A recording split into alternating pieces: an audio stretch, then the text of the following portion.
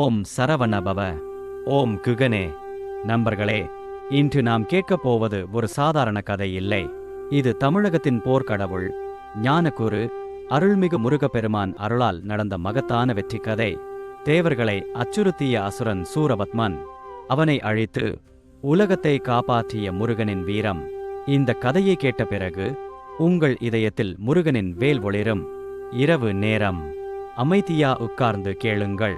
கந்த சஷ்டி விரதம் இருக்கிறவங்க, இது உங்களுக்கு பெரிய பலன் தரும்.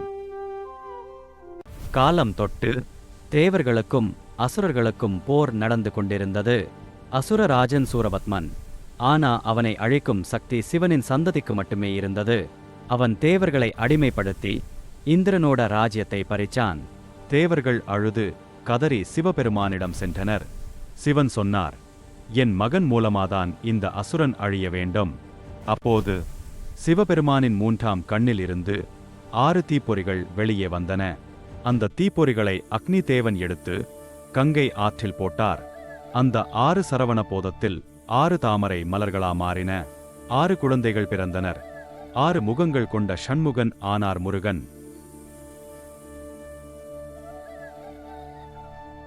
பார்வதி அம்மா அந்த 6 குழந்தைகளையும் ஒன்றா சேர்த்து ஒரே உருவமா ஆக்கினாங்க.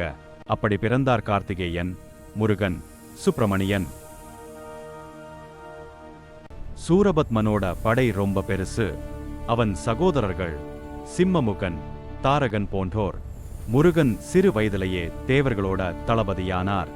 இந்திரன் கொடுத்த வேல், அது சக்திவேல். பார்வதி அம்மா கொடுத்தது. முருகன் வேலை ஏந்தி போருக்கு புறப்பட்டார்.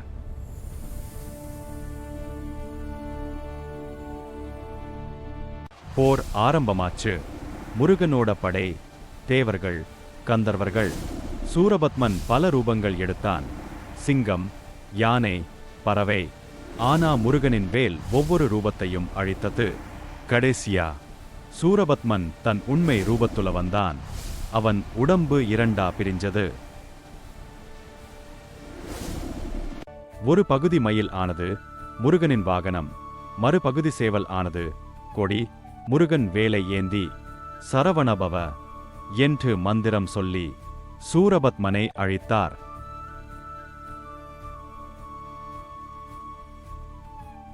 அந்த இடம்தான் திருச்செந்தூர், செந்தில் என்று அழைக்கப்படும் தலம். அங்கே முருகன் செந்திலாண்டவராக அருள் பாலிக்கிறார்.